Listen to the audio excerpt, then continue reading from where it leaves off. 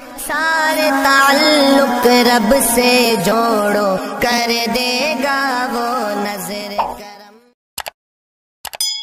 کہ عمارت شرعیہ اپنی فکر کے اعتبار سے کن کا ادارہ ہے؟ عمارت شرعیہ ہر اس شخص کا ادارہ ہے جس نے کہا ہے لا الہ الا اللہ محمد الرسول اللہ۔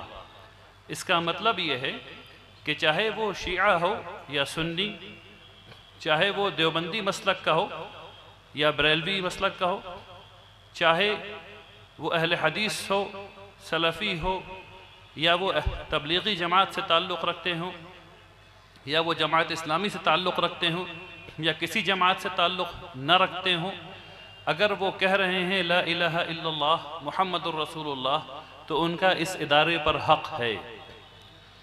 دوسری بات، وہ لوگ جو اس فکر سے ہم آہنگ ہیں ان کا بھی اس ادارے پر حق ہے، وہ بھی اس ادارے کے ہیں۔ تیسرے وہ لوگ ہیں جو اس ادارے سے مدد لینا چاہتے ہیں، وہ بھی اس کا حصہ ہیں۔ اور چوتھے وہ لوگ جو جانتے ہیں کہ وہ اس ادارے کا حصہ نہیں ہیں اور نہیں بننا چاہتے ہیں، وہ بھی اس ادارے کا حصہ ہیں انشاءاللہ۔ یہ عمارت شرعیہ کی فکر ہے۔